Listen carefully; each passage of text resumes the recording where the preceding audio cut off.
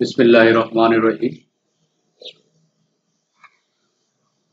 সুপ্রিয় ছাত্রছাত্রীরা, আসসালামু আলাইকুম। আশা করি প্রত্যেকে আপনারা ভালো আছেন। আমি আপনাদের জন্য আজকে আরেকটা ক্লাস নিয়ে উপস্থিত হয়েছি। আজকের ক্লাস এটা হচ্ছে আমার ক্যাশ ফ্লো স্টেটমেন্টের ক্লাস। ক্যাশ ফ্লো স্টেটমেন্ট স্টেটমেন্টের এটা আমি ইতিমধ্যে নিয়মাবলী আলোচনা করেছি এর আগের ক্লাসে। আজকে আমি এটার একটা বড় একটা অঙ্ক নিয়ে আলোচনা করব। এই একটা অঙ্ক করতে পারলে সি পার্টের যে কোনো অঙ্ক অনায়াসে সমাধান করা যাবে, সাথে বি পার্টের অঙ্কগুলো করা যাবে। আমি বড় অঙ্ক নিয়ে আলোচনা করতে যাচ্ছি। এই অঙ্কটা অনেক পরীক্ষায় এসেছে, প্রায় সময় আসে, এবং এই অঙ্কটা জানলে আশা করি ক্যাশ ফ্লোর অনেক অঙ্ক নিজে সমাধান করা সম্ভব হবে। সেই জন্য আশা করি আপনারা আমার ক্লাসটা ভালো করে দেখবেন, শুনবেন এবং বোঝার চেষ্টা করবেন। তবে এই ক্লাস করার আগে আমি প্রত্যেককে অনুরোধ করব, আপনারা আমার আগের ক্লাসটা 1 নম্বর ক্লাসটা করে আসতে হবে। কেননা ওই 1 নম্বর ক্লাসে আমি ক্যাশ ফ্লো স্টেটমেন্টের নিয়মাবলী নিয়ে আলোচনা করেছি। আপনারা অবশ্যই ওই নিয়মাবলীটা দেখে, ওটা শিখে, ওটা বুঝে এই অঙ্কটা করার জন্য আসবেন। এর আগে এখানে আসবেন না, এটা দেখবেন। তাহলে আমি অবশ্যই আপনাদের কাছে রিকোয়েস্ট হচ্ছে, আপনারা 1 নম্বর ক্লাসটা, আমার লেকচার নম্বর 1টা ক্যাশ ফ্লো স্টেটমেন্টের, ওটা দেখার পর এই ক্লাসটা করতে বসবেন। আশা করি আমি আপনাদেরকে বোঝাতে পারলাম। আমি এই ইতিমধ্যে বেশ কিছু চ্যাপ্টার করেছি, আমার চ্যানেলে আছে। আপনারা ইউটিউবে আমার চ্যানেলে যাবেন। কোথায়? ইউটিউবে। প্রথমে ইউটিউবে ঢুকবেন, ইউটিউবে ঢুকে আমার চ্যানেলে যেতে হবে। আমি দেখাচ্ছি আপনাদেরকে আমার চ্যানেলের। এটা হচ্ছে আমার চ্যানেল, এই যে বেস্ট কমার্স একাডেমি। আপনারা এই যে ইউটিউবের সার্চ বক্সে এখানে এই জীবন স্যার লিখে দিলে সরাসরি চলে আসবে। আমার চ্যানেলের নাম হচ্ছে কমার্স একাডেমি, তবে আপনারা জীবন স্যার লিখে দিলে সরাসরি এটা চলে আসবে। এই যে আমার ক্লাসগুলো চলে আসছে, এই জীবন স্যার লেখা দেওয়ার পরে এই যে কিওয়ার্ড হচ্ছে জীবন স্যার, এটা লিখে দিলেও চলে আসবে। পাশাপাশি এই জেড দিয়ে জীবন স্যার লিখলেও আসবে, জে দিয়ে লিখলেও আসবে, বাংলায় জীবন স্যার বাংলা লিখলে আসবে। তারপর বেস্ট কমার্স একাডেমি, বেস্ট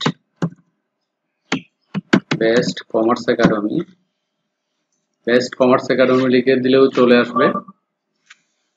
এই যে এটা আমার ক্লাস, এগুলো আমার ক্লাস ইউটিউবে, এগুলো আমার, বা শুধুমাত্র কমার্স একাডেমি লিখে দিলেও চলে আসবে।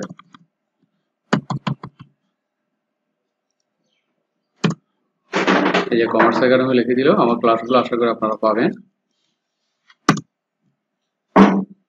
এই যেটা আমার ক্লাস, আরো আছে নিচে, খুঁজে নিতে হবে। যেটা আমার ক্লাস, তবে জীবন সাবজেক্ট দিয়ে বানানগুলো লিখে দিলে সরাসরি চলে আসবে। তাহলে আমি আর কথা না বাড়িয়ে এই গুগলে চেক করলেও গুগলও আসবে, বিটম্যাপ দিয়ে চাইলে বিটম্যাপ দিয়েও চলে আসবে আমার ক্লাসগুলো। তাহলে আমি আর কথা না বাড়িয়ে আমার কাজে চলে যাচ্ছি। আমি আজকে যে অঙ্কটা নিয়ে আলোচনা করব সেটা হচ্ছে কমার্স পাবলিকেশনের C3 অঙ্ক। এটা বিভিন্ন পরীক্ষাতে আসছে, 7ম অধ্যায়ে 59 পেজের অঙ্ক। C3 অঙ্ক আমি কোশ্চেনটা পড়তেছি, কোশ্চেন পড়ার পরে অঙ্ক কিভাবে করবে এবং এটা সম্পর্কে আমি বিস্তারিত আলোচনা করব। Ila Company's comparative balance sheet of December 31st, 2017 and 2018 contain the following debit and credit amount. বলা হচ্ছে ইলা কোম্পানির একটি স্থিতিপত্র দেওয়া আছে, যেটা তারিখ হচ্ছে 2017 সালের এবং 2018 সালের 2 বছরের তথ্য একসাথে ডেবিট এবং ক্রেডিট অ্যামাউন্টের টাকা দেওয়া আছে। এই যে ডেবিট অ্যামাউন্ট মানে এটা ব্যালেন্স শিটের অ্যাসেট পাস 2017 সাল ডিসেম্বর 31, 2018 সাল ডিসেম্বর 31। আমি মাউস দিয়ে রেখে দিচ্ছি, খেয়াল করে। কি কি আছে? ক্যাশ আছে 6000, 8000, 17 সালে 6000, 18 সালে 8000। তারপর account receivable net account receivable 20000 এবং 16000। মার্চেন্ডাইজ ইনভেন্টরি 40,000, 44,000, equipment 30,000 and 38,000, আর টোটাল 96,000 2070 তে, এবং 1,06,000 হচ্ছে 2080 তে। এই গেল ডেবিটের বা অ্যাসেটস পাশের আইটেম। ফর লাইবিলিটি বা ক্রেডিট পাশের আইটেম কি আছে? অ্যাকুমুলেটেড ডেপ্রিসিয়েশন, ইকুইপমেন্ট, মানে যন্ত্র ইকুইপমেন্টের উপর অপচয় দেওয়া আছে। 2017 সালে 8,000 টাকা, 2018 সালে 10,000 টাকা। অ্যাকাউন্ট পেয়েবল দেওয়া আছে 12,000 টাকা এবং 8,000 টাকা। ট্যাক্স পেয়েবল দেওয়া আছে 2,000 টাকা, 4,000 টাকা। কমন স্টক দেওয়া আছে প্রতি শেয়ার 20 টাকা করে পার ভ্যালু, একটা শেয়ারের দাম 20 টাকা করে। 17 সালে দেওয়া আছে 50,000, 18 সালে দেওয়া আছে 54,000। তারপর প্রিমিয়াম অন কমন স্টক, সাধারণ শেয়ারের উপর প্রিমিয়াম বা অতিরিক্ত টাকা কত দেওয়া আছে, বা অধিহার 2,000 টাকা। 18 সালে আছে, 17 সালে নেই। রিটেইন আর্নিং সংরক্ষিত আয় 24,000, 28,000 এবং যোগ করলে তাও 96 এবং 1,06,000। তাহলে আমরা 2017 সালের অ্যাসেটের যোগফল দেওয়া আছে 96,000 এবং লাইবিলিটির যোগফল দেওয়া আছে 96,000। একইভাবে 2018 সালে অ্যাসেটের যোগফল দেওয়া আছে 1,06,000 এবং লাইবিলিটির যোগফল দেওয়া আছে 1,06,000। এই গেল ব্যালেন্স শিট সংক্রান্ত তথ্য। এরপরে কি দেওয়া আছে, prepare a cash flow statement. Prepare a cash flow statement আমাদের তৈরি করতে কি বলা হচ্ছে, এই দেখেন ক্যাশ ফ্লো স্টেটমেন্ট। আমাদের ক্যাশ ফ্লো স্টেটমেন্ট তৈরি করতে হবে ইউজিং দ্য ফলোইং ইনফরমেশন, নিম্নের তথ্যগুলা ব্যবহার করে। ফ্রম দ্য কোম্পানি 2018, কত সালে, 2018 সালের জন্য তৈরি করতে হবে ইনকাম স্টেটমেন্ট এন্ড অ্যাকাউন্ট। 2018 সালের জন্য income statement and account. Indirect method, কোন মেথডে, ইনডিরেক্ট মেথডে বা পরোক্ষ পদ্ধতিতে 2018 সালের তথ্য নিয়ে এই তথ্যগুলো দ্বারা আমাদের কি করতে হবে, একটা ক্যাশ ফ্লো স্টেটমেন্ট তৈরি করতে হবে। তো এখানে কি কি আছে দেখি। এ নম্বর সমন্বয়ে দেওয়া আছে, দা কোম্পানি আর্নড টাকা 16,000 নেট ইনকাম ডিউরিং 2018, মানে 2018 সালে কোম্পানি 16,000 টাকা কি করেছে, নেট ইনকাম করেছে। এক নম্বর সমন্বয়, তাহলে নেট ইনকাম দেওয়া আছে কত টাকা, 16,000 টাকা। ইকুইপমেন্ট ওয়াজ ডেপ্রিসিয়েটেড, ইকুইপমেন্টের উপর অবচয় দেওয়া আছে কত টাকা, 4,000 টাকা। ডিউরিং দ্য ইয়ার, সারা বছরে 2000, মানে এগুলো 2018 সালে তথ্য। 2018 সালে ইকুইপমেন্টের উপর টোটাল কত টাকা অবচয় হয়েছে, 4,000 টাকা অবচয় হয়েছে।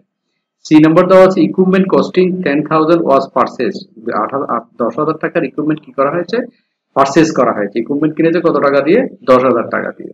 D fully depreciated equipment that cost টাকা 2,000 ওয়াজ ডিসকার্ডেড। ফুললি ডেপ্রিসিয়েটেড মানে কি, সম্পূর্ণ অবচয় হয়েছে কিসের, ইকুইপমেন্টের। দ্যাট কস্ট টাকা 2,000, যার ক্রয়ের মূল্য ছিল কত টাকা, 2,000 টাকা। ওয়াজ ডিসকার্ডেড, যেটা ডিসকার্ডেড শব্দের অর্থ বাতিল করে ফেলা, হিসাব থেকে বাদ দিয়ে দেওয়া, মুছে ফেলা, ডিলিট করা।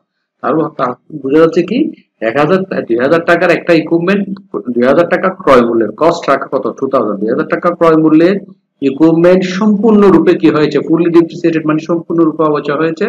ওয়াজ ডিসকার্ডেড, এটা কি করা হয়েছে, হিসাব থেকে বাদ দেওয়া হয়েছে, মুছে ফেলা হয়েছে, ডিলিট করা হয়েছে, ইরেজ করা হয়েছে। এটা হচ্ছে যে এতটুকু ঘটনা। এরপর কি আছে, এন্ড ইট কস্ট, ইহার ক্রয় মূল্য কতটা, 2,000 টাকা। And accumulated depreciation was remove from the account, এটার ক্রয় মূল্য এবং অ্যাকুমুলেটেড ডেপ্রিসিয়েশন। এখানে বলা হচ্ছে ফুললি ডেপ্রিসিয়েশন, কিনা দাম 2,000 টাকা, কস্ট 2,000 টাকা, তাহলে অ্যাকুমুলেটেড ডেপ্রিসিয়েশন কত হবে, 2,000 টাকা। যেহেতু বলা হচ্ছে যে কিনা দাম 2,000, সম্পূর্ণ অবচয় হয়েছে, সেই জন্য 2,000 যত ক্রয় তত টাকা ফুললি কি হয়ে যাবে, অবচয় হয়ে যাবে। তার মানে সম্পদটা একেবারে নিঃশেষ হয়ে যাবে, জিরো ব্যালেন্স হয়ে যাবে। কিনা দাম 2,000, অ্যাকুমুলেটেড ডেপ্রিসিয়েশন 2,000, 2,000 থেকে 2,000 বাদ দিলে কি অবশ্যই কি হয়ে যাবে, জিরো হয়ে যাবে, কোনো ভ্যালু থাকবে না। And accumulated depreciation were removed from the account, account থেকে accumulated depreciation, তাহলে its cost, এর ক্রয় মূল্য and accumulated depreciation অবচয় সঞ্চিতি were removed from the account, remove মানে মুছে ফেলা, from the account থেকে, হিসাব থেকে এটার কিনা দাম এবং অবচয় কি করা হবে, মুছে ফেলা হবে। তাহলে ডি নম্বর সমন্বয় এটা গেল। তাহলে টোটাল কথা আরেকবার যদি বলি, 2,000 টাকা কিনা দামের একটা ইকুইপমেন্ট সম্পূর্ণ অবচয় হয়েছে এবং হিসাব থেকে বাদ দেওয়া হয়েছে, ইহার ক্রয় মূল্য এবং অবচয় সঞ্চিত হিসাব থেকে কি করে করা যায়, রিমুভ করা হবে, বাদ দিয়ে কি করা হবে। এরপর ই নম্বর কি, 200 share of common stock war issued at 30 per share. 200 share, 200 share of common stock, সাধারণ শেয়ার, 200 সাধারণ শেয়ার ওয়ার ইস্যু করেছে, বিক্রি করেছে, এর টাকা 30 পার শেয়ার, প্রতি শেয়ার কত টাকা করে, প্রতি শেয়ার 30 টাকা করে 200 সাধারণ শেয়ার ইস্যু করেছে, মানে বিক্রয় করেছে। আচ্ছা গেল। এরপর কি, নাম্বার এক, ডিভিডেন্ডস টোটালিং টাকা 12,000 were paid during the year. Dividend মানে লভ্যাংশ, টোটাল টাকা 12,000 were paid during the year, সারা বছর 12,000 টাকা কি করা হয়েছে, ডিভিডেন্ড পেড করা হয়েছে। এই গেল এ থেকে এক পর্যন্ত সমন্বয়। তাহলে এটা গেল পুরো কোয়েশ্চেন, আর তার মানে সমন্বয়, আর এদিকে আছে ব্যালেন্স শিটের অ্যাসেট এবং লাইবিলিটি, এই আইটেমগুলো আছে। তাহলে এই তথ্যের ভিত্তিতে আমাদের কি করতে হবে, prepare a cash flow statement তৈরি করতে হবে। কোন মেথডে, ইনডিরেক্ট মেথডে। আমরা প্রথম ক্লাসে আলোচনা করেছি ক্যাশ ফ্লো স্টেটমেন্ট করতে গেলে অবশ্যই দুই পদ্ধতিতে করা যায়, ডিরেক্ট মেথড এবং ইনডিরেক্ট মেথড। তাহলে আমাদের এই অঙ্কটা কোন মেথডে তৈরি করতে বলা হচ্ছে? ইনডিরেক্ট মেথড বলা হচ্ছে এই পদ্ধতিতে। আর আমরা জানি ইনডিরেক্ট মেথড হচ্ছে অত্যন্ত একটি জনপ্রিয় মেথড। এই মেথডে পরীক্ষাতে বেশি আসে এবং এই মেথডের অঙ্ক বইয়ের মধ্যেও বেশি আছে। 30টা অঙ্ক থাকলে 25টা ইনডিরেক্ট মেথড থাকবে আর 5টা ডিরেক্ট মেথডের অঙ্ক থাকবে। তাহলে এটার উপর জোর বেশি দিতে হবে। তাহলে আমি যে প্রথম ক্লাস আলোচনা করেছি সেটা ইনডিরেক্ট মেথডের নিয়ম নিয়েই আলোচনা করেছি। এখন আপনাদের এই অঙ্কটা করতে গেলে অবশ্যই আপনাদের কি করতে হবে? আমার ক্লাসে প্রথম ক্লাসটা করে আসতে হবে। আমি চ্যানেল থেকে দেখিয়ে দিচ্ছি আমার ক্লাসটা আপনাদের সুবিধার জন্য। বিশেষ করে এই ক্লাসটা না করে এই ক্লাসে কেউ আসলে মানে ক্যাশ ফ্লো স্টেটমেন্টের প্রথম ক্লাস না করে কেউ যদি আমার দ্বিতীয় লেকচারে আসে তাহলে সে বুঝবে না। সেই জন্য অবশ্যই কি করতে হবে? যে আমি আসলাম ভিডিওতে, এটাই হচ্ছে আমার ক্যাশ ফ্লো স্টেটমেন্টের ক্লাস। আমি দেখাই দিচ্ছি, এই যে 1 ঘন্টা 16 মিনিট 12 সেকেন্ডের এই ক্লাসটা হচ্ছে ক্যাশ ফ্লো স্টেটমেন্ট। এটাই এই ক্লাসটা অবশ্যই কি করতে হবে? দেখে আসতে হবে অঙ্কটা করার জন্য। এই ক্লাসটা আমার ক্যাশ ফ্লো স্টেটমেন্টের সম্পূর্ণ একটা নিয়ম নিয়ে আলোচনা করেছি। অঙ্ক করার আগে অবশ্যই এই ক্লাসটা করার পর আপনাদের কি করতে হবে? এই অধ্যায়টা করতে হবে। আর এখানে আমি লিখেছি ক্যাশ ফ্লো স্টেটমেন্টটা বিশেষ করে কারা কারা ব্যবহার করতে পারবে? বিবিএ অনার্স অ্যাকাউন্টিং ফার্স্ট ইয়ারের স্টুডেন্টরা, যারা ফিনান্স নিয়ে ফার্স্ট ইয়ার স্টুডেন্টরা করতেছে তারা করতে পারবে এটা। তাহলে বিবিএ অনার্স অ্যাকাউন্টিং নিয়ে অনেক সাবজেক্ট নিয়ে যারা করতেছে তারা বিজনেস ফিনান্স সাবজেক্টে এই অধ্যায়টা পাবে। আবার বিবিএ অ্যাকাউন্টিং ম্যানেজমেন্ট যারা নিয়ে বিবিএ অনার্স ম্যানেজমেন্ট নিয়ে যারা পড়াশোনা করতেছে এবং সেকেন্ড ইয়ারে আছে তারাও বিজনেস ফাইন্যান্স এটা পাবে। তাহলে এই অধ্যায়টা বিবিএ অ্যাকাউন্টিং ফার্স্ট ইয়ারে পাবে, বিবিএ ম্যানেজমেন্ট সেকেন্ড ইয়ারে বিজনেস ফিনান্স সাবজেক্টে পাবে, এটাও বিজনেস ফিনান্স সাবজেক্টে পাবে। আরও পাবে BBA honours accounting second year intermediate accounting, যারা বিবিএ অনার্স সেকেন্ড ইয়ারে করতেছে ইন্টারমিডিয়েট অ্যাকাউন্টিং এই অধ্যায়টা পাবে। আরো খারাপ হবে বিবিএ পাস সেকেন্ড ইয়ার, যারা পাস কোর্সে পড়ালেখা করতেছে, যারা দ্বিতীয় বর্ষে আছে পাস কোর্সের বিবিএ বা বিবিএস সেকেন্ড ইয়ারের অ্যাকাউন্টিং ইন্টারমিডিয়েট অ্যাকাউন্টিং এ এই ক্যাশ ফ্লো স্টেটমেন্টটা পাবে। তাহলে এটা বিবিএ বা বিবিএস এর সেকেন্ড ইয়ারের স্টুডেন্টরাও ইন্টারমিডিয়েট অ্যাকাউন্টিং পাবে। তাহলে এই অধ্যায়টা একসাথে কারা কারা পাচ্ছে? একসাথে পাচ্ছে বিবিএ অনার্স অ্যাকাউন্টিং এর ফার্স্ট ইয়ারের স্টুডেন্টরা বিজনেস ফিনান্স চ্যাপ্টারে, আবার যারা বিবিএ অনার্স সেকেন্ড ইয়ারে ম্যানেজমেন্ট নিয়ে পড়াশোনা করতেছে তারা পাবে। আর পাবে যারা বিবিএ অ্যাকাউন্টিং নিয়ে যারা বিবিএ অনার্স অ্যাকাউন্টিং নিয়ে যারা সেকেন্ড ইয়ারে অবস্থান করতেছে তারা ইন্টারমিডিয়েট অ্যাকাউন্টিং এই অধ্যায়টা পাবে। আর পাবে বিবিএ পাস কোর্সের স্টুডেন্টরা যারা দ্বিতীয় বর্ষে আছে বা সেকেন্ড ইয়ার আছে তারাও কোথায় পাবে? ইন্টারমিডিয়েট অ্যাকাউন্টিং এ এই ক্যাশ ফ্লো স্টেটমেন্টটা পাবে। তাহলে এই অঙ্কটা আমার দ্বিতীয় লেকচার করার আগে অবশ্যই এই ক্লাসের লেকচারটা করে আসতে হবে। আবার এখানে আমি প্রথম ক্লাসের লেকচারে যে এখানে শীটের এখানে আলোচনা লেখাগুলো আছে এটার কমপ্লিট লেখা নিয়ম এই ক্যাশ ফ্লো স্টেটমেন্টের বলে লিঙ্কে দেওয়া হলো। এই লিঙ্কটা ক্লিক করে অবশ্যই কি করতে পারবেন? আপনারা চাইলে নিয়মটা ডাউনলোড করতে পারবেন এবং নিয়মটা প্রিন্টও করতে পারবেন। এখানে ক্লিক করলে সাথে সাথে নিয়মটা ডাউনলোড হবে এবং দেখা দেওয়ার পর কি করা যাবে? ডাউনলোড করা যাবে। এটা হচ্ছে ক্যাশ ফ্লো স্টেটমেন্টের নিয়মাবলী। তাহলে আমার দ্বিতীয় লেকচার মানে আজকে যে লেকচারটা আমি শুরু করেছি এটা শুরুর আগে অবশ্যই কি করতে হবে? প্রত্যেকে এই লেকচারে অবশ্যই কি করতে হবে? আসতে হবে। এটা শোনার পর আমার আজকের ক্লাসের জন্য জয়েন হতে হবে। কেউ দ্বিতীয় ক্লাসে লেকচারে জয়েন হলে তাহলে কিছুই বুঝবে না যদি প্রথম ক্লাসটা না করে। তাহলে প্রত্যেকের প্রতি আমার রিকোয়েস্ট হচ্ছে অবশ্যই অধ্যায়টা করার আগে এই নিয়মাবলী নিয়ে ক্যাশ ফ্লো স্টেটমেন্টের নিয়মাবলী এই ক্লাসটা 1 নম্বর লেকচারটা অবশ্যই করে আসতে হবে। ওকে, ধন্যবাদ। তাহলে আমি কাজে যাচ্ছি আবার।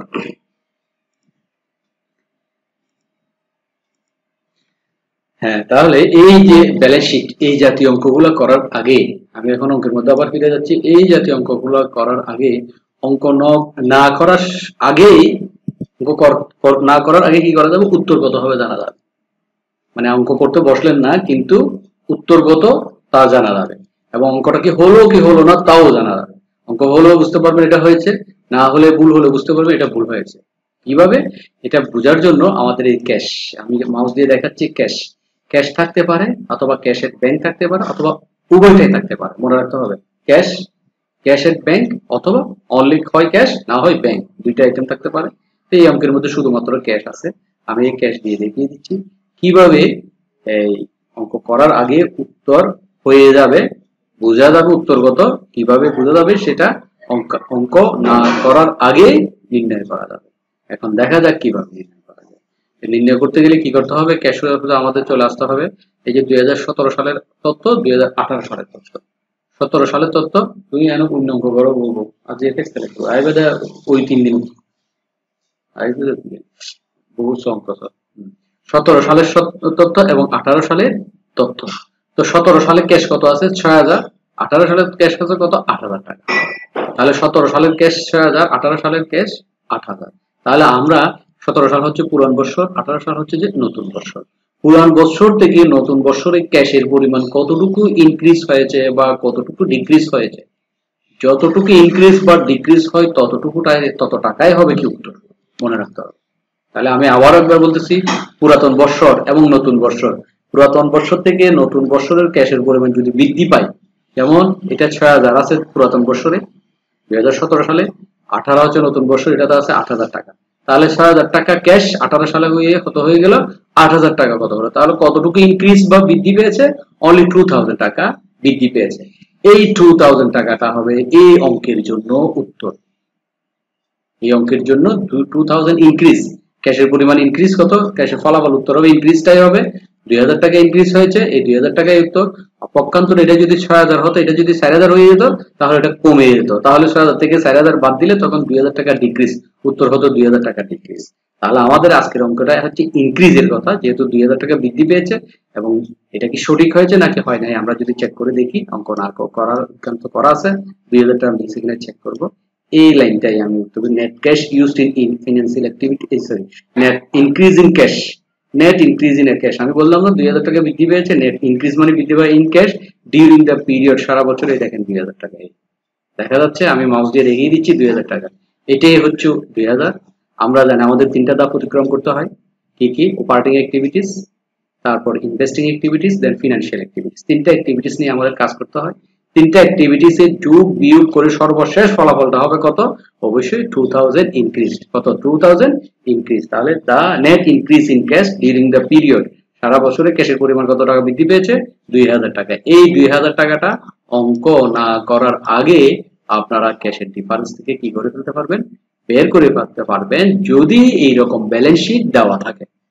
এরকম ব্যালেন্স শিট যোগফল এটা 96, এটা 96, এটা 1,06,000, 1,06,000 দেওয়া আছে।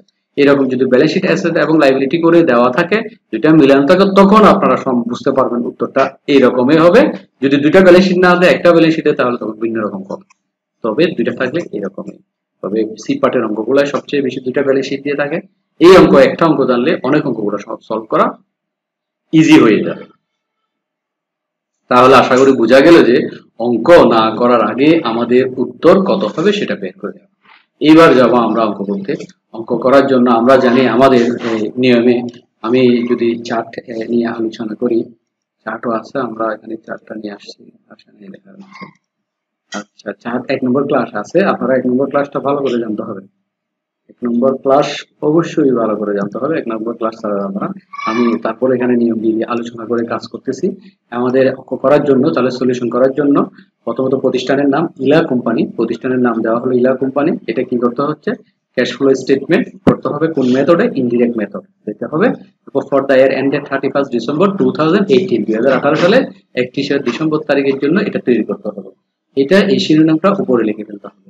লেখার পর আমাদের গড়ে কি বলতে হবে, গড়ে cash flow from operating activities. এখানে আরেকটা টার্ম দেওয়া যায় ইচ্ছা করলে, এটা হচ্ছে পার্টিকুলার টাকা, টাকা বইয়ে দেয় নাই, ইচ্ছা করলে আপনারা দিতে পারেন পার্টিকুলার টাকা, টাকা নাকি আমি দেখিয়ে দিব কিনা দেখি, পার্টিকুলার টাকা, টাকা, পার্টিকুলার টাকা, অনলাইন মার্কেট এমএস ওয়ার্ড দিয়ে করা যাবে, ওয়ার্ড দিয়ে করা যাবে। আমি মাইক্রোসফট ওয়ার্ডে যাচ্ছি,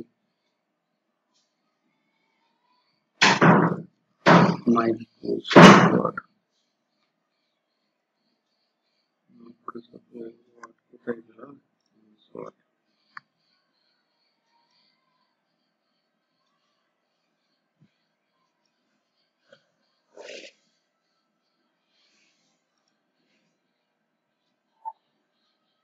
কোথায় গেলাম,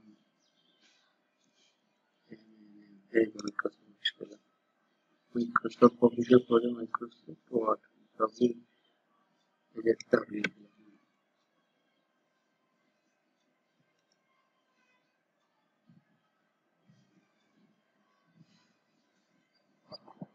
আমি ঘরটা দেখানোর জন্য এগুলো সবাই জানে, তারপরে একটু দেখিয়ে দিচ্ছি অঙ্ক, যেহেতু প্রথম অঙ্ক করতেছি এই নিয়মে, আমি তাই একটু দেখিয়ে দিচ্ছি। ঘর জানা নেই এরকম কেউ নাই কমার্সে যারা পড়ে। ইনসার্ট টেবল কলাম হবে, হ্যাঁ ওকে, হ্যাঁ কলাম হবে ঘরটা ক্যাশ ফ্লো স্টেটমেন্টে। আমি এখানে মূলত ঘরটা একটু দেখিয়ে দিচ্ছি। এখানে দিতে হবে পার্টিকুলার,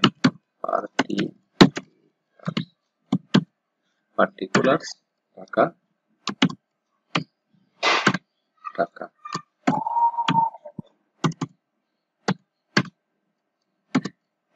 এইরকম করে ঘর হবে। এগুলো একটু মিডলে দিতে হবে, মিডলে দিচ্ছি।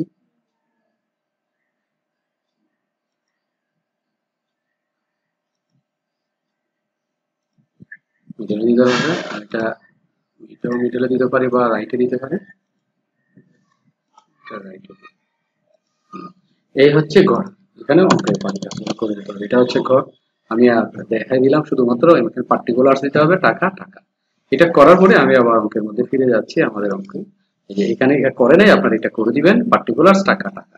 আচ্ছা গেলাম। তারপর এখন আমাদের প্রথম ধাপ ছিল কি অপারেটিং অ্যাক্টিভিটিস, 1 নম্বর ধাপ অপারেটিং অ্যাক্টিভিটিস। তাহলে শিরোনাম লিখে দিতে হবে নাম্বার দিয়ে বা 1 দিয়ে, cash flow from operating activities. দেখেন আমি মাউস দিয়ে দেখাচ্ছি, cash flows from operating activities, পরিচালন কার্যক্রম হতে নগদ প্রবাহ। এই প্রথম ধাপ, 3টা ধাপের মধ্যে প্রথম ধাপ ছিল পরিচালন কার্যক্রম হতে নগদ প্রবাহ। আর এই ধাপের সারসংক্ষেপ আমি এখানে নিয়মটা একটুকু বলতেছি। এই ধাপের মধ্যে আসে কি কি, অনগদ খরচ, অনগদ আয়, চলতি সম্পদ, চলতি দায়। তাহলে কি কি আবার বলতেছি, অনগদ খরচ 1, অনগদ খরচ 2, অনগদ আয় 3, চলতি সম্পদ 4, চলতি দায়। তাহলে এই সাইড যাইতে লেনদেন গুলা cash flow from operating activities আসবে অনগদ খরচ, অনগদ আয়, চলতি সম্পদ, চলতি দায়। তাহলে আসে অনগদ খরচ। অনগদ খরচ কি আমি বলিয়েছি, যেগুলোতে নিয়মের মধ্যে খুব সুন্দর করে বুঝিয়েছি যে এই খরচের মধ্যে কখনো ক্যাশ বা নগদ শব্দটা থাকবে না, সেগুলো বলা হয় অনগদ খরচ। সেই অনগদ খরচগুলো কি কি, depreciation expenses, amortization expenses, loss on sale of fixed asset, এগুলো হচ্ছে অনগদ খরচ। তাহলে অনগদ খরচ আছে কিনা আমাদের খুঁজে বের করতে হবে। আর অনগদ আয় কি, gain on sale of fixed asset, এটা হচ্ছে অনগদ আয়। এরপর হচ্ছে চলতি সম্পদ ইনক্রিজ, চলতি সম্পদ ডিক্রিজ। চলতি সম্পদ যদি ইনক্রিজ হয় বিয়োগ করতে হবে, চলতি সম্পদ যদি ডিক্রিজ বা হ্রাস পায় যোগ করতে হবে। এরপর হচ্ছে চলতি দায়, চলতি দায় যদি ইনক্রিজ হয় বা বৃদ্ধি পায় যোগ করতে হবে, চলতি দায় যদি ডিক্রিজ হয় বাদ দিতে হবে। এই সাইড যাতে লেনদেন গুলা কোথায় আসবে, cash flow from operating activities আসবে। এই যোগ হবে বাদ দিতে হবে, কার সাথে করতে হবে, নেট ইনকামের সাথে এই আইটেম গুলো যোগ বিয়োগ করতে হবে, মনে রাখতে হবে কথাগুলো। অনগদ খরচ যোগ করতে হবে, অনগদ আয় বাদ দিতে হবে, চলতি সম্পদের হ্রাস বৃদ্ধি যোগ বা বিয়োগ করতে হবে, চলতি দায়ের হ্রাস বৃদ্ধি যোগ বা বিয়োগ করতে হবে। এই কথাগুলো কার সাথে যোগ বিয়োগ করতে হবে, নেট ইনকামের সাথে যোগ বিয়োগ করতে হবে। সেই জন্য আমাদেরকে এর পরের ধাপে লিখে ফেলতে হবে নেট ইনকাম। এই যে net income, cash flow from operating activities এটা লিখে হেডিং কোলন আন্ডারলাইন দিবেন। এখন নেট ইনকাম এই শব্দটা লিখে কোয়েশ্চেন থেকে নেট ইনকাম কোথায় আছে খুঁজে বের করতে হবে। এই যে এ নম্বর সমন্বয়ে দেওয়া আছে, দা কোম্পানি আর্নড টাকা 16,000 নেট ইনকাম ডিউরিং 2018। 2018 সালে কত টাকা নেট ইনকাম করেছে, 16,000 টাকা কোম্পানি নেট ইনকাম করেছে। এই নেট ইনকাম কোথায়, 16,000 টাকা, এটা আউটার কলমে প্রথমে লিখে দিতে হবে। আশা করি আমি বুঝাতে পারলাম যে কত হাজার টাকা দেখাতে হবে, 16,000 টাকা নেট ইনকামটা প্রথম লিখে দিতে হবে। এই একটা আইটেম চলে গেল প্রথমে। এরপরে adjustment to reconcile net income to net cash provided by operating activities, এই লাইনটা লিখে দিতে হবে। মানে অ্যাডজাস্টমেন্ট টু রিকনসাইল, অ্যাডজাস্টমেন্ট মানে সমন্বয়, টু রিকনসাইল মিলকরণ net income to net cash, net ইনকামকে নগদ নেট ক্যাশে রূপান্তর, প্রোভাইড বাই অপারেটিং পরিচালন কার্যক্রমে নেট ক্যাশ প্রোভাইডেড নগদ টাকাকে নিটাইকে নগদ রূপান্তরের জন্য সমন্বয়, বা এই লেখাটা বাংলার প্রয়োজনে ইংরেজিতে জানলে হবে, adjustment to reconcile net income to net cash provided by operating activities, এই কথাটা হুবহু লিখে দিবেন, লিখে দিয়ে কোলন দিবেন। এটার পরে আমাদের বাকি তথ্যগুলো আমাদের এখানে আসবে। অনগদ খরচ বা অনগদ আয়, চলতি সম্পদ, চলতি দায়, হ্রাস বৃদ্ধি এখানে আসবে। তাহলে অনগদ খরচের মধ্যে কি কি উদাহরণ জানি, অনগদ খরচের মধ্যে আমরা জানি যে ডেপ্রিসিয়েশন এক্সপেন্স অথবা অ্যামোর্টাইজেশন এক্সপেন্স অথবা loss on sale of fixed asset, এরকম আইটেম থাকলে সেগুলো আসবে।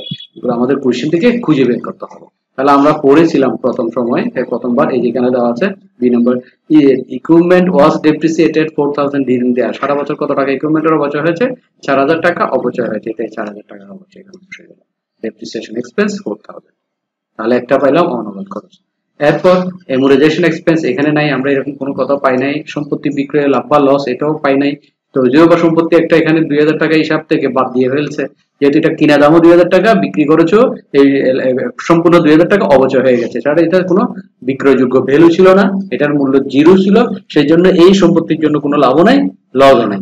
ক্রয় মূল্য 2000 টাকা, টোটাল অবচয় 2000 টাকা, 2000 টাকা দিয়ে কিনেছি ইকুইপমেন্ট এবং 2000 টাকা সম্পূর্ণ অবচয় হয়ে গেছে, সুতরাং সেটা কিনাই কোনো বিক্রয়যোগ্য ভ্যালু নাই, সেটার জন্য কি আসবে না, এখান থেকে কোনো লাভও আসবে না, কোনো লসও আসবে না। আর এই সেই জন্য লাভ বা লস এখানে কোনো আইটেম নেই। তারপর যেটা আমাদের করতে হবে কি, চলতি সম্পদ চলতি দায়ে যেতে হবে। চলতি সম্পদ চলতি দায়ের মধ্যে আমরা এখানে যেতে হবে ক্যাশ ছাড়া, চলতি সম্পদের মধ্যে ক্যাশ এবং ব্যাংক ছাড়া বাকি আইটেম গুলো দেখতে হবে। তাহলে এই ব্যালেন্স শিটে আমাদের চলতি সম্পদ কি কি আছে খুঁজে দেখতে হবে। অ্যাকাউন্ট রিসিভেবল নেট একটা আছে, মার্চেন্ডাইজ ইনভেন্টরি আরেকটা আছে, আর ইকুইপমেন্ট কিন্তু স্থায়ী সম্পদ। আমাদের টোটাল সম্পদ আছে 1 2 3 4, চারটার মধ্যে ক্যাশ বা ব্যাংক আসবে না, মনে রাখতে হবে। এটা দিয়ে আমাদের অঙ্ক মিলাতে হবে, ক্যাশ এবং ব্যাংক থাকলে সেগুলো অঙ্কের মধ্যে, ক্যাশ এবং ব্যাংক কিন্তু চলতি সম্পদ, এটা কখনো ইনক্রিজ ডিক্রিজ এখানে যোগ করবো, লাস্টে এটা মিলে যাবে, লাস্টে ইনক্রিজটা লাস্টে অঙ্ক মিলানোর জন্য উত্তরটা এটা লাগবে। এটার ইনক্রিজ ডিক্রিজ অপারেটিং অ্যাক্টিভিটিসে আসবে না, সেটা মনে রাখতে হবে। এই চলতি সম্পদ ক্যাশ এবং ব্যাংক অঙ্ক যদিও চলতি সম্পদ, এই দুটো আইটেম আসবে না। তাহলে এখানে বাকি আর চলতি সম্পদ রইল কি, অ্যাকাউন্ট রিসিভেবল একটা রইল নেট, আর মার্চেন্ডাইজ ইনভেন্টরি এটা একটা, এই দুইটা হচ্ছে চলতি সম্পদ, আর ইকুইপমেন্ট হচ্ছে স্থায়ী সম্পদ। এবং এই দুইটা চলতি সম্পদের ইনক্রিজ হলো না ডিক্রিজ হলো সেটা আমাদের চেক করতে হবে। যদি ইনক্রিজ হয়, চলতি সম্পদ ইনক্রিজ হলে আমরা জানি বিয়োগ, আর চলতি সম্পদ ডিক্রিজ হলে কি হবে, যোগ হবে। তাহলে যতটুকু ইনক্রিজ হয় ততটুকু বিয়োগ, যতটুকু ডিক্রিজ হয় ততটুকু যোগ। তাহলে এটা আমরা চেক করবো এখন। অ্যাকাউন্ট রিসিভেবল 2017 সালে আছে 20,000 টাকা, 2018 সালে হয়ে গেল 16,000 টাকা। দেখেন 2000 মাউস দিয়ে দেখাচ্ছে, কিন্তু মাউসের হাত দিয়ে দেখাচ্ছে 2017 সালে কত, 20,000 টাকা অ্যাকাউন্ট রিসিভেবল। 2018 সালে কত হয়ে গেল, 16,000 হয়ে গেল। তাহলে পুরাতন সাল থেকে নতুন সালে কি বেড়ে গেল না কমে গেল? অবশ্যই কমে গেছে। কত টাকা কমছে, 4,000 টাকা কমেছে। তাই যেটা কমেছে সেটা হচ্ছে ডিক্রিজ, আর চলতি সম্পদ যদি ডিক্রিজ হয় তাহলে কি করতে হবে, প্লাস করতে হবে। দিয়েছি কিনা দেখি, ডিক্রিজ ইন অ্যাকাউন্ট রিসিভেবল পাওয়া গেছে, ডিক্রিজ মানে কমে যাওয়া, ইন অ্যাকাউন্ট রিসিভেবল কি কমলো, অ্যাকাউন্ট রিসিভেবল কমলো কত টাকা, 4,000 টাকা। এখানে ব্র্যাকেটে লিখে দিবেন, বইয়ে লেখে নাই, আপনারা লেখার সময় এখানে 20,000 থেকে 16,000 টাকা বাদ দিয়ে রেখে দেবেন। আমি এখানে একটা লিখিয়ে দিচ্ছি জিনিসটা, decrease in account receivable,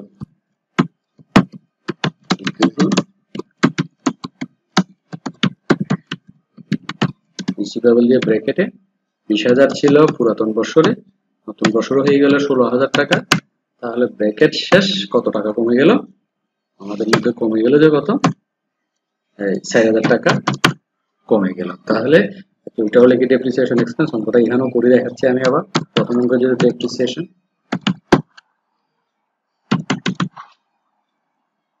depreciation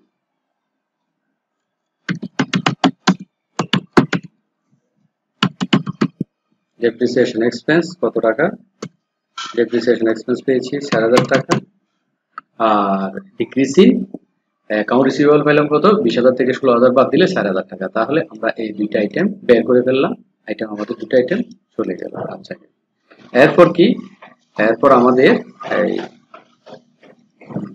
তাহলে ডেপ্রিসিয়েশন এক্সপেন্স এটা দিয়ে দিলাম, ডিক্রিজ ইন অ্যাকাউন্ট রিসিভেবল এটা পাইলাম। এরপর আমাদের কি আছে, চলতি সম্পদ আরেকটা ছিল, সেটা দেখতে হবে। মার্চেন্ডাইজ ইনভেন্টরি, মার্চেন্ডাইজ ইনভেন্টরি আছে 2017 সালে 40,000 টাকা, 2018 সালে হয়ে গেলে কত টাকা, 44,000 টাকা। তাহলে মার্চেন্ডাইজ ইনভেন্টরি চলতি সম্পদ এখানে কত টাকা বৃদ্ধি পেয়েছে, বৃদ্ধি পাওয়া মানে পুরনো থেকে নতুন সালে যদি বেড়ে যায় তখন বৃদ্ধি, কমে গেলে হ্রাস। তাহলে 4,000 টাকা বৃদ্ধি পেয়েছে, কত টাকা, 4,000। তাহলে 44 থেকে 4 বাদ দিলে চলতি সম্পদ যদি বৃদ্ধি পায় কি করতে হবে, বি করতে হবে, কত টাকা, 4,000 টাকা। তাহলে এটা decrease in merchandise inventory, account decrease in merchandise inventory লিখে কত টাকা দেখাতে হবে, 44 থেকে 40 বাদ দিলে 4,000 টাকা। দেখাই কিনা দেখি, ডিক্রিজ ইন অ্যাকাউন্ট রিসিভেবল কোথায় গেল, ডিক্রিজ ইন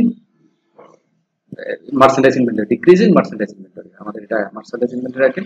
তাহলে ডিক্রিজ না sorry increase in merchandise inventory কত টাকা, 4,000 টাকা, মাইনাস ব্র্যাকেট, কমে গেলে ব্র্যাকেট দিতে হবে। তাহলে মার্চেন্ডাইজ ইনভেন্টরি কি হয়ে গেল, ইনক্রিজ হলো। আবার দেখি 44,000 টাকা, 40 এর মধ্যে 44 হলো 4,000 টাকা ইনক্রিজ, তাহলে ইনক্রিজ হলে কি দিতে হবে, বাদ দিতে হবে। তাহলে ইনক্রিজ ইন মার্চেন্ডাইজ ইনভেন্টরি 44 থেকে 40 বাদ দিলে 4,000 টাকা, এখানে দেখে দিয়েছি ইনক্রিজ ইন মার্চেন্ডাইজ ইনভেন্টরি। তাহলে আমরা যদি এখানে লিখি, পরবর্তী আইটেম হবে কি, increase in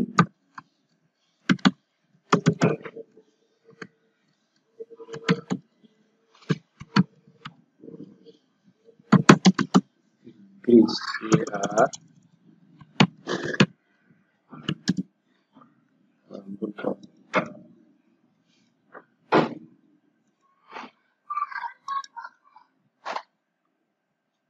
increase in merchandise inventory কত থেকে কতবার 44 থেকে 40,000 এগুলো আমি আর দেখাচ্ছিলাম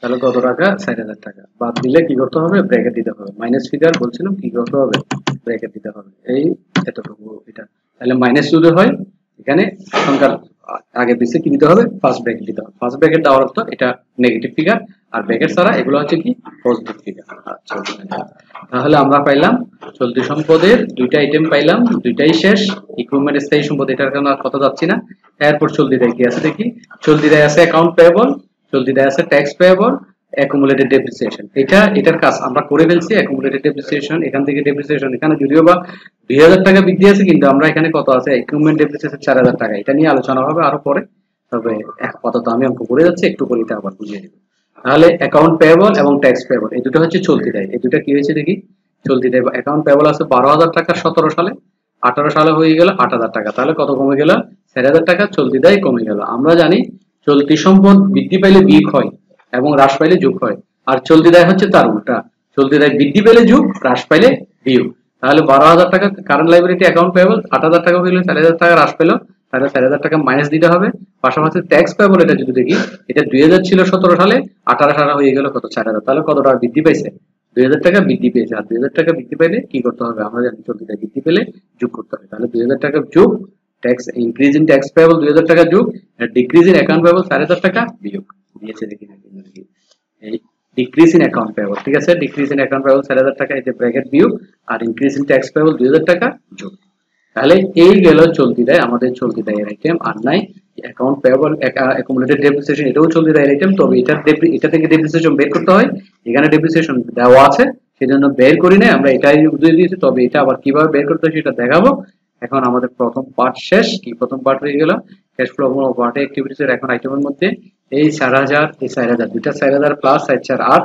আর 2000 এটাও প্লাস তাহলে 8 এর 2 10000 টাকা আর মাইনাস আছে কত 4 8 10000 টাকা থেকে 2000 টাকা মাইনাস দিলে আর 2000 টাকা থাকে 10000 প্লাস ফিগার বড় 8000 মাইনাস ফিগার বড় তাহলে 10000 থেকে 8000 বাদ দিলে 2000 এই 2000 এখানে বসে দিতে হবে 16 এর সাথে 2 যোগ করলে 18000 এই 18000 net cash provided by operating activities এটা যদি প্লাস ফিগার হয় 18000 টাকা এটা পজিটিভ এটাও পজিটিভ হবে দুইটা পজিটিভ ফিগার হলে লিখতে হবে নেট ক্যাশ প্রোভাইডেড এই শব্দটা চেঞ্জ হবে আমি নিয়মের মধ্যে অনেক সুন্দর করে আলোচনা করি নেট ক্যাশ প্রোভাইডেড বাই যদি পজিটিভ ফিগার হয় এখানে প্রোভাইডেড বাই এই শব্দ দুটো চেঞ্জ হয় এখানে প্রোভাইডেড বাই এবং ইউজড বাই প্রোভাইডেড এবং ইউজড কখন প্রোভাইডেড হবে কখন ইউজড হবে 1 নম্বর লেকচারে আমি সুন্দর করে বলেছি আবারও বলতেছি প্রোভাইডেড বাই হয় এই তার মানে এই প্রোভাইডেড বাই এবং এই শব্দটা চেঞ্জ হয় বাকি এই দুইটা ঠিক থাকে এটা কখনো ইউজড বাই লিখতে হয় কখনো প্রোভাইডেড বাই লিখতে হয় প্রোভাইডেড বাই কখন লিখতে হবে যদি পজিটিভ ফিগার হয় এটা যোগ করে যদি প্লাস ফিগার হয় তখন হবে প্রোভাইডেড আর এটার সাথে এটা যোগ বিয়োগ করে যদি এটা মাইনাস ফিগার আসতো ফলাফল যদি মাইনাস আসতো তখন এটা প্রোভাইডেড বাই না লিখে ইউজড বাই লিখতে বুঝা গেল তাহলে প্রথম ধাপ শেষ এরপর আসি আমরা দ্বিতীয় ধাপ cash flow from investing activities এখন আসবো যে আমরা ইনভেস্টিং অ্যাক্টিভিটিস তা ইনভেস্টিং অ্যাক্টিভিটিস আসার আগে আমাদের ইনভেস্টিং অ্যাক্টিভিটিস এর নিয়ম সম্পর্কে আমি একটু জানতে হবে একটা আবারও বারবার বলছি 1 নম্বর লেকচার থেকে ফিরে আসতে হবে 1 নম্বর লেকচার আমি এটা সম্পর্কে বিশাল আলোচনা করেছি ইনভেস্টিং অ্যাক্টিভিটিস হচ্ছে বিনিয়োগ কার্যক্রম হতে নগদ প্রবাহ বিনিয়োগ কার্যক্রম হতে নগদ প্রবাহ আর এই ধাপে আসবে স্থায়ী সম্পদ ক্রয় বিক্রয় সংক্রান্ত ঘটনা ইনভেস্টিং অ্যাক্টিভিটিস ধাপে আসে শুধুমাত্র স্থায়ী সম্পদ ক্রয় বিক্রয় যতটুকু ক্রয় করা হয় স্থায়ী সম্পদ ক্রয় করলে ক্যাশ টাকা কমে যায় তাই মাইনাস করতে হয় আবার স্থায়ী সম্পদ বিক্রয় করলে ক্যাশ টাকা আসে তাই প্লাস করতে হয় তাহলে যতটুকু ক্রয় করো ততটুকু বিক্রয় করতে হবে যতটুকু বিক্রয় করো ততটুকু যোগ করতে হবে স্থায়ী সম্পদের বেলায় তা এখন আমাদের স্থায়ী সম্পদ আছে কি আমাদের স্থায়ী সম্পদ এখানে আছে শুধুমাত্র ইকুইপমেন্ট এই যে ইকুইপমেন্ট আবার ইকুইপমেন্ট নিয়ে এখানে সমন্বয় আছে বি নম্বর ইকুইপমেন্টের উপর অবশ্যই আছে সি নম্বর ইকুইপমেন্ট কস্টিং দেওয়া আছে যে ইকুইপমেন্ট কস্টিং 10000 ওয়াজ পারচেজ 10000 টাকা ইকুইপমেন্ট কি করেছে পারচেজ করেছে এই যে 10000 টাকার ইকুইপমেন্ট পারচেজ এইটা ক্রয় করেছে এই ক্রয়টা 10000 টাকাটা ইকুইপমেন্ট ক্রয় করলে আমরা জানি ক্যাশ টাকা কমে যাবে ক্যাশ টাকা কমলে কি হবে মাইনাস দিতে হবে তাহলে এই যে দেখো purchase of equipment 10000 A minus minus দিয়ে এখানে মাইনাস ফিগার এটা লিখে দিয়েছে, আর কোনো আইটেম নাই দিয়ে এতটুকু রেখে দিয়েছে। তো দুইটা পার্ট একসাথে করে ফেলছে, আলাদা আলাদা করা যায়। ইচ্ছা করলে 18,000 থেকে 10,000 বাদ দিয়ে এখানে কত লেখা যাবে, 8,000 লেখা যাবে। 8,000 লিখে নেট ক্যাশ ইউজড ইন, এটা নেগেটিভ দিচ্ছে তো শুধু এইটা নেগেটিভ ফিগারকে মেনশন করে, তাহলে net cash used in investing activities বলে কত, এই 10,000 টাকা, যেহেতু এটা মাইনাস ফিগার আসছে, ইউজড ইন মাইনাস ফিগার। আর এটা অ্যাক্টিভিটিস এই 2000, এই 2000 plus figure, net cash provided বা ওভারটাইম অ্যাক্টিভিটিস 2000 প্লাস ফিগার, আর এটা পুরো প্লাস ফিগার, আর এটা মাইনাস ফিগার বেলায় কি লেখা হয়েছে, net cash used in investing activities 10,000, এটা চলে গেল। এরপর C number, net cash flow from financing activities, অর্থায়ন কার্যক্রম হতে নগদ প্রবাহ। আর ফাইন্যান্সিং অর্থায়ন কার্যক্রম হতে নগদ প্রবাহ কি কি আসে, অর্থায়ন কার্যক্রম নগদ প্রবাহের মধ্যে আসা আমাদের শুধুমাত্র স্থায়ী দায় সমূহগুলো আছে। স্থায়ী দায় যতটুকু বিক্রয় করবে ততটুকু স্থায়ী দায় বিক্রয় এবং ক্রয় সংক্রান্ত, বা ইস্যু বা বিক্রয় এবং পরিশোধ সংক্রান্ত। স্থায়ী দায়ের মধ্যে বিশেষ করে আছে শেয়ার মূলধন, কমন স্টক, ঋণপত্র, তারপর হচ্ছে এই লোন, তারপর বন্ড, এই জাতীয় এই কমন স্টক, লোন, বন্ড এগুলো যদি ইস্যু করা হয় বা বিক্রয় করা হয় বা ধার নেওয়া হয় তাহলে ক্যাশ টাকা বৃদ্ধি পায়, প্লাস করতে হবে। আর পক্ষান্তরে যদি এগুলো পরিশোধ করা হয় ক্যাশ টাকা কমে যায়, মাইনাস করতে হবে। আর লভ্যাংশ প্রদান, কোম্পানির লভ্যাংশ দিবে, লাভের অংশ, ওই লাভের অংশটা কি করতে হবে, মাইনাস দিতে হবে। তাই এই দেখা আমাদের কি কি আছে এখান থেকে খুঁজে নিতে হবে। এখানে আমাদের কোয়েশ্চেনের মধ্যে কমন স্টকের বেলায় একটা টাকা 20 পার ভ্যালু, একটা এই যে কমন স্টক একটা আছে, কত টাকা আছে, 50,000, এটা হয়ে গেল কত, 54,000 টাকা। তাহলে কমন স্টক কত বৃদ্ধি পেয়েছে, 4,000 টাকা বৃদ্ধি পেয়েছে। আরো পাশাপাশি এটা নিচে আরেকটা লাইন আছে কি, প্রিমিয়াম কমন স্টকের উপর কি আছে, প্রিমিয়াম দেওয়া আছে। এই মানে শেয়ারটা বিক্রি করার সময় বেশি দামে বিক্রি করেছে, শেয়ারটা হচ্ছে 20 টাকার শেয়ার, বিক্রি করার সময় যদি 30 টাকা, 40 টাকা, 50 টাকা বেশি দামে বিক্রি করে, তখন এই প্রিমিয়ামের উদ্ভব হয়। এটা আমরা নিচে দেখবো, প্রিমিয়ামের উদ্ভব হয়। তো এখানে কত টাকা প্রিমিয়াম আছে, 2,000 টাকা প্রিমিয়াম, বেশি দামে বিক্রি করেছে। তাহলে কত টাকা বৃদ্ধি পেয়েছে, এই 50 এবং এই দুইটা মিলে আমাদের এই কমন স্টক এবং এই কমন স্টক দুটাই একটা আইটেম। এখানে 20 টাকার শেয়ার বেশি দামে বিক্রি করছে, এটা আছে, আমরা একটু করে জিনিসটা জানতে পারবো। তাহলে 50,000 টাকা, এখানে 4,000 টাকা বৃদ্ধি পেয়েছে, এখানে 2,000 টাকা, কত টাকা বৃদ্ধি পেয়েছে, তাহলে 6,000 টাকা শেয়ার ইস্যু হয়েছে বা বিক্রয় হয়েছে, এই 6,000 টাকা প্লাস করতে হবে। এই সমন্বয়টা এখানে দেওয়া আছে নম্বর। 200 share of common stock were issued at টাকা 30 per share, এই যেটা এই সমন্বয় 200 share 200 share of common stock were issued to 30 per share, প্রতি শেয়ার 30 টাকা করে 200 শেয়ার বিক্রি করেছে। শেয়ারের দাম ছিল 20 টাকা, বিক্রি করেছে কত টাকা, 30 টাকা। কত টাকা বাড়তি, 10 টাকা। কত শেয়ার, 200 শেয়ার, 200 কে 10 দিয়ে গুণ করলে 2,000 টাকা এটা বের হয়ে যায়, মাউস দিয়ে দেখাচ্ছি, এই 2,000 টাকা। আর এমনি মূলধন কত, 20 টাকা, 20 এর সাথে 200 এর সাথে গুণ করলে তাহলে এই 4,000 টাকা বৃদ্ধি এটা বের হয়ে যাবে। তাহলে এই কাজটা ইচ্ছা করলে আমরা এখান থেকে 4,000 2,000 যোগ করে 6,000 দেখা দিতে পারি, অথবা ই নম্বর সমন্বয়, এই কথা মানে ই নম্বর সমন্বয়, 200 শেয়ার বিক্রি করেছে 30 টাকা করে, 200 কে 30 দিয়ে গুণ করে 6,000 টাকা আমরা দেখিয়ে দিতে পারি। কমন স্টক বিক্রয়, issue of common stock 200 into 30, 6,000 টাকা প্লাস ফিগার, বিক্রি করলে কি হবে, প্লাস। তাহলে issue of common stock 2,000 into 30, 6,000 টাকা। এই 6,000 টাকা এই ই নম্বর সমন্বয় যে কথা, আর এখান থেকে দুটা কমন স্টক এবং প্রিমিয়াম এবং কমন স্টক এই দুটো সেম কথা। আশা করি ইস্যু অফ কমন স্টক এটা বলে। এরপর ডিভিডেন্ড পেইড, ডিভিডেন্ডস টোটাল টাকা 12,000 were paid during the year, সারা বছর 12,000 টাকা কি পরিশোধ করেছে, লভ্যাংশ প্রদান করেছে। আমরা জানি লভ্যাংশ প্রদান করলে কি করতে হয়, মাইনাস করতে হয়, ডিভিডেন্ড পেইড 12,000 টাকা মাইনাস, এই যে এটা মাইনাস আর এটা প্লাস। তাহলে একটা প্লাস একটা মাইনাস হলে কি হয়, মাইনাস 6,000 আসছে, আর 6,000 কি লিখতে হবে, ইউজড লিখতে হবে। Net cash used in financing activities এই 6,000, এই লেখাটা কিন্তু 6,000 এর সাথে মিলে বুঝতে হবে এটা। Net cash used in financing activities 6,000। আর এটাও আমি একটু লাইনের মধ্যে বেশ বলেছি, net cash provided by working activities এটা প্লাস ফিগার, এই 2,000 এটা, আর 18,000 হচ্ছে এটার সাথে এটা যোগ করে এটা মিলবে। এটা ইচ্ছা করলে 18,000 এখানে না করে এই 16,000, আবার এখানে 2,000, এখানে 10,000, এখানে 6,000, এই 16,000 থেকে 2,000 যোগ 18,000, 18 থেকে 10 বাদ দিলে থাকে কত, 8,000, 8,000 থেকে আবার 6 বাদ দিলে থাকবে 2,000 টাকা বের হয়ে যাবে। আমাদের ইতিমধ্যে এই কাজগুলো এটা এতটুকু পর্যন্ত ফিগার আমরা পেয়ে গেছি। পেয়ে যাওয়ার পর আমাদের কাজটা করতে হবে, কি করতে হবে, এই 16,000 এর সাথে 2,000 যোগ করলে 18,000, 18,000 থেকে 10,000 বাদ, 6,000 বাদ, তাহলে 16,000 বাদ দিলে কত থাকে, 18,000 থেকে 16 বাদ দিলে আর 2,000 টাকা প্লাস ফিগার। এই 2,000 টাকা প্লাস ফিগার শুরুতে যাহা বলেছিলাম কত টাকা ইনক্রিজ হবে, 6 থেকে 6,000 টাকা 8,000 হয়ে গেলে 2,000 টাকা বৃদ্ধি পেল, এই 2,000 টাকাটাই এই 2,000 টাকা মিলে গেছে। এটা মিলে গেলে তাহলে বুঝতে হবে আমাদের অঙ্কটা হয়ে গেছে। আর এটা শুধু লিখতে হবে net increase in cash during the period, সারা বছরে কত টাকা বৃদ্ধি পেয়েছে, 2,000 টাকা বৃদ্ধি পেয়েছে, এটা এই 2000 এর সাথে কি করতে হবে আমাদেরকে এখন অ্যাকাউন্ট ক্যাশের ওপেনিং ব্যালেন্স কত টাকা 6000 টাকা 2000 ওপেনিং ব্যালেন্স মানে পুরাতন বছরের ক্যাশ কত টাকা ছিল 6000 টাকা ছিল এই 6000 টাকা যোগ করে 2000 এর সাথে 6000 যোগ করলে 8000 টাকা মিলে যাবে এই দেখা 2000 এর সাথে 6000 2000 এড ওপেনিং ক্যাশ ব্যালেন্স 6000 তাহলে যোগ করে কত 8000 2 যোগ 8000 এন্ডিং ক্যাশ ব্যালেন্স কার সাথে মিলে যাবে এন্ডিং ক্যাশ ব্যালেন্স কোনটা এই যে 8000 এটার সাথে মিলে গেছে এটার সাথে মিলে গেলে অঙ্কটা হয়ে গেছে আশা করি আমি অঙ্কটা বোঝাতে পারলাম এই এতটুকু পর্যন্ত মানে ফুললি অঙ্কটা হয়ে গেল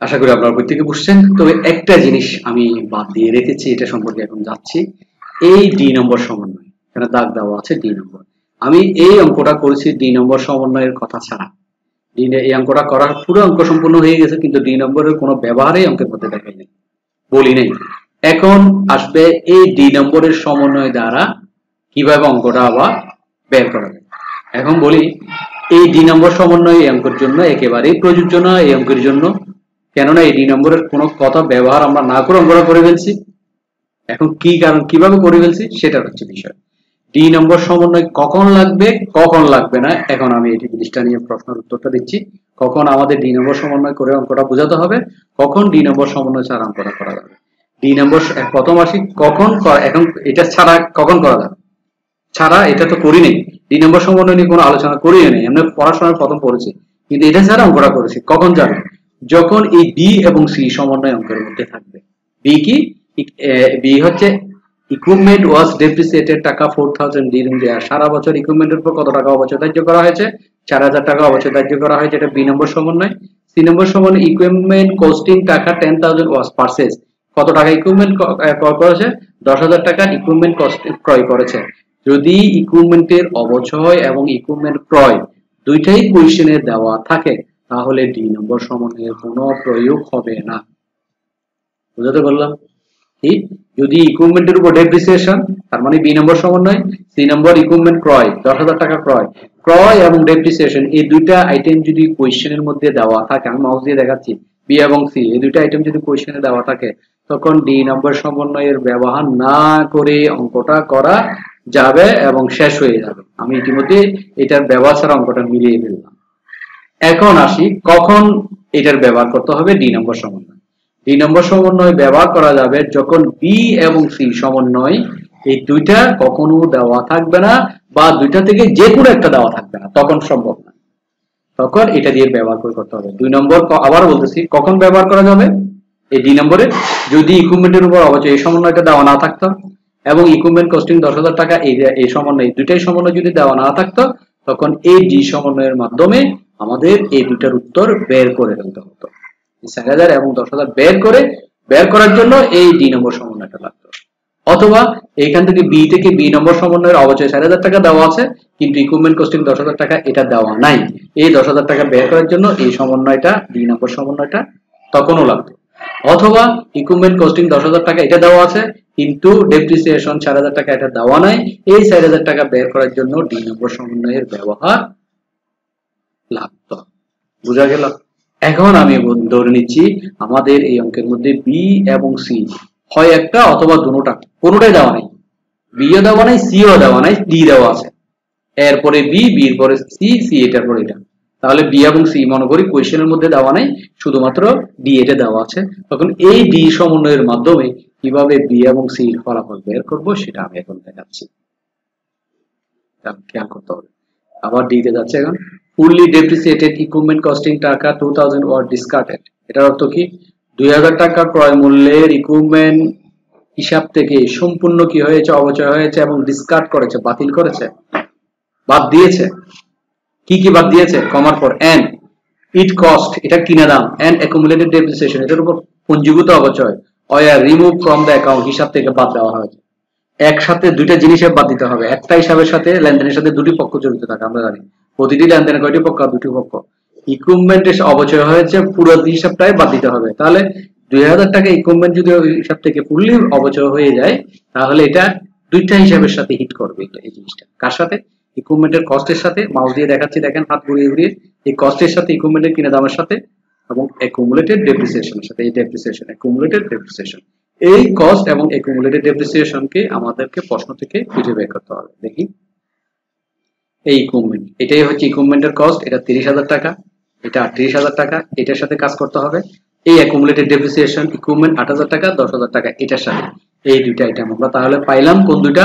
ইকুইপমেন্ট এটা আর অ্যাকুমুলেটেড ডেপ্রিসিয়েশন। মাউস দিয়ে দেখাচ্ছি, খেয়াল করেন এটা। এই দুইটা আইটেম পাইলাম। এই দুইটা আইটেম, এটা হচ্ছে কস্ট, এটা হচ্ছে অ্যাকুমুলেটেড ডেপ্রিসিয়েশন। কেন বলছে ইটস কস্ট, এটার কস্ট এবং অ্যাকুমুলেটেড ডেপ্রিসিয়েশন থেকে কি করা হবে? রিমুভ করা হবে, রিমুভ করে দিতে হবে। কত টাকা? 2,000 টাকা, 2,000 টাকা। এই দুইটা আইটেম থেকে আমরা এখন 4,000 টাকা অবচয় বের করব, আর কত কি বের করব? 10,000 টাকা পারচেজ বের করব। তাহলে প্রথম আসে পারচেজ ইকুইপমেন্ট।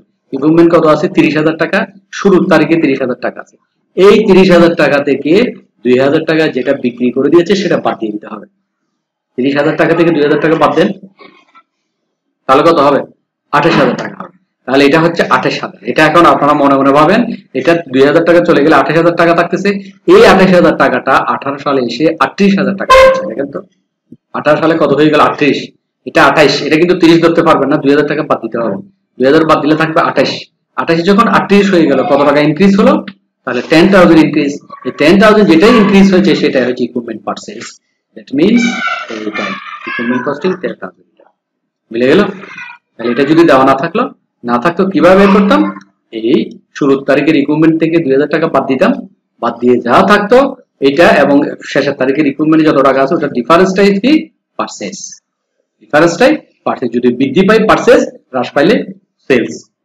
মনে রাখতে হবে, বৃদ্ধি পাইলে পারচেজ, হ্রাস পাইলে সেলস। এখন তো বৃদ্ধি পেয়েছে কত টাকা? 28, 30 থেকে 2 বাদ দিলে 28, 28 এটা দেখুন 38 হয়েছে, 10,000 টাকা বৃদ্ধি পেয়েছে। এই 10,000 টাকা আমরা এখানে পাইলাম। আর এই সময়টা দেওয়া না থাকলে তাহলে আমরা এখানে লিখে দিতাম ইকুইপমেন্ট পারচেজ 38,000 মাইনাস 28,000 সমান এখানে 10,000 টাকা দিয়ে দিলাম। তাহলে আশা করি একটা জিনিস, একটা আইটেম বের করে ফেললাম। কস্টেরটা, ইটস কস্টেরটা করলাম। এরপর অ্যাকুমুলেটেড ডেপ্রিসিয়েশন। এটা অ্যাকুমুলেটেড ডেপ্রিসিয়েশনে যাব আমরা। এই যে অ্যাকুমুলেটেড ডেপ্রিসিয়েশন ইকুইপমেন্ট কত? 8,000, এটা থেকেও 2,000 টাকা বাদ। কেননা কিনার দাম 2,000, আবার টোটাল অবচয় 2,000 হয়ে গেল। এটা 2,000 টাকা উভয় আইটেম থেকে বাদ। কস্ট এটা অ্যাকুমুলেটেড ডেপ্রিসিয়েশন 2,000 বাদ দেন। 8,000 থেকে 2,000 বাদ দিলে এটা কত হয়? 6,000। 6,000 এটা কত হয়ে গেল? 10,000 হয়ে গেল। তাহলে কত বৃদ্ধি? কত বৃদ্ধি পাইলাম? বৃদ্ধি পাইলে যে আমাদের টোটাল কত টাকা? 4,000 টাকা বৃদ্ধি পেয়েছে। এই যে 4,000 টাকা বৃদ্ধি পেয়েছে অ্যাকুমুলেটেড ডেপ্রিসিয়েশন, এটা হবে যে অবচয় ডেপ্রিসিয়েশন। এই এস্টিমেটেড ইকুইপমেন্ট ওয়াজ ডেপ্রিসিয়েটেড 4,000 এই 4,000 টাকা এটা পেয়ে গেল। তাহলে 4,000 টাকা কিভাবে বের করলাম বোঝা গেল? এই 8 থেকে 2,000 বাদ দিলে 6,000, 6,000 বৃদ্ধি যখন 10,000 হয়ে গেছে, তাহলে 6 10 করলে কত? 4,000। এই 4,000 এই কোয়েশ্চেনটা দেওয়া না থাকলে এখান থেকে বের করে আমরা ডেপ্রিসিয়েশন এক্সপেন্স বলে এই 4,000 টাকাটা দেখাতাম। বোঝা গেল? তাহলে এই যে সমন্বয়টা আমরা এই অঙ্কের মধ্যে কেন ব্যবহার করিনি আশা করি এখন বোঝা গেল। এইটার প্রয়োগ কেন হয় নাই? যেহেতু এই দুইটা আইটেম দেওয়া আছে তাই এটার কোনো প্রয়োগ করি নাই প্রথম অবস্থায়।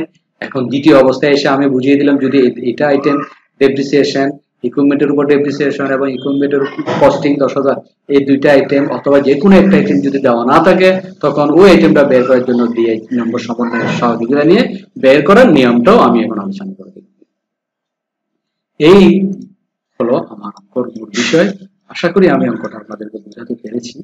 আপনারা বুঝছেন, চেষ্টা করবেন, এটা করবেন। এই আজকের ক্লাস, এটাই ছিল আজকের ক্লাস। আমি আপনাদেরকে মোটামুটি আমার ক্লাসটা শেষ করলাম।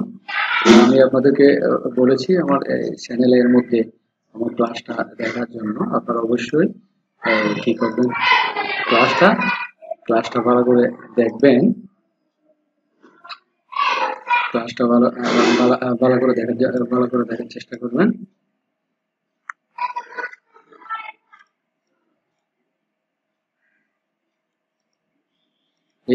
এই নিয়মের প্রথম নিয়মের ক্লাসটা করার পরে অবশ্যই এই ক্লাসে আসতে হবে। প্রথম নিয়ম ক্লাসটা করার পরে কি করতে হবে? এই ক্লাসে আসতে হবে।